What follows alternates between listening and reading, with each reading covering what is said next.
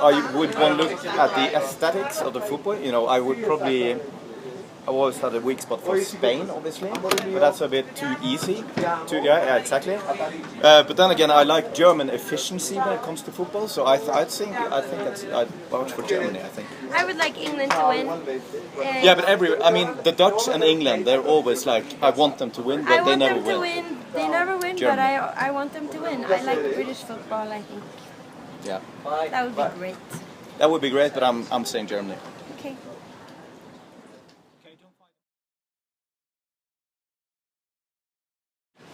I think that.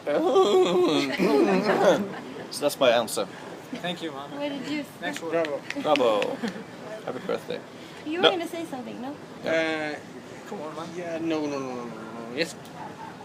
I think that it's quite hard to find that point. You know, particularly knowing Torbjørn and myself, the way we work, we have a certain element of, I don't know, I wouldn't use the word perfectionism, I would use the word autism when it comes to what we're doing almost.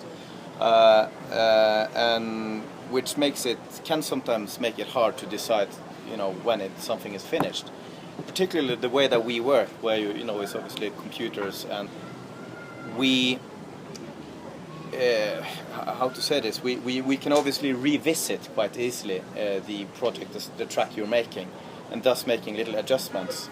And since the possibilities are unlimited, that makes it even harder.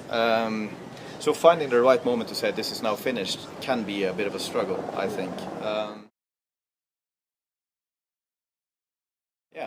I don't think it's possible to label the music that Torbjørn myself has done as Röyksopp other than Röyksopp. I think it is its own little thing that is quite, it doesn't really have its counterpart or anything to be compared to.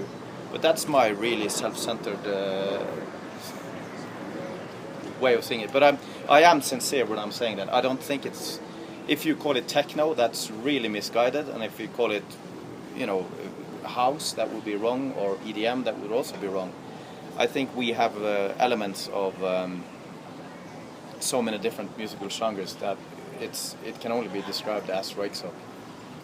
I think one label that I like that is open, at least in my mind, to lots of different interpretations is the label pop music. I think that's more accurate.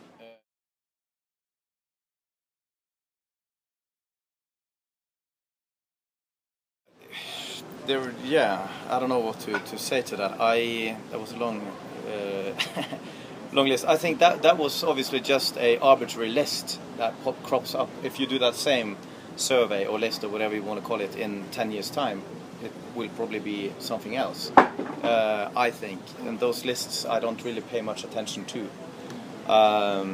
In all honesty, I don't know what it means at all in any way. It's obviously a very tiny badge of honor to be given such a distinction, but it's also really hard to learn from a music industry point of view.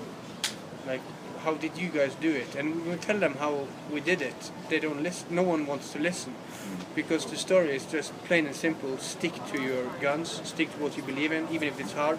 Continue and do the same thing, and focus on the music all the time. Let that be the focus.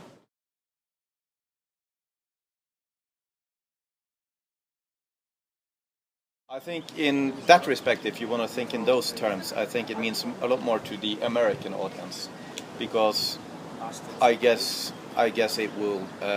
Hopefully, it's the kind of scenario that opens up for an exploration of electronic music. If you're into whatever contemporary, you know, electronic music you might be into, I guess EDM would be the one thing that, you know, people might be interested in. And if they see that there is a thing called Daft Punk and they have this album which has been celebrated by the American press, perhaps that will open up for, exploration in other fields of electronic music.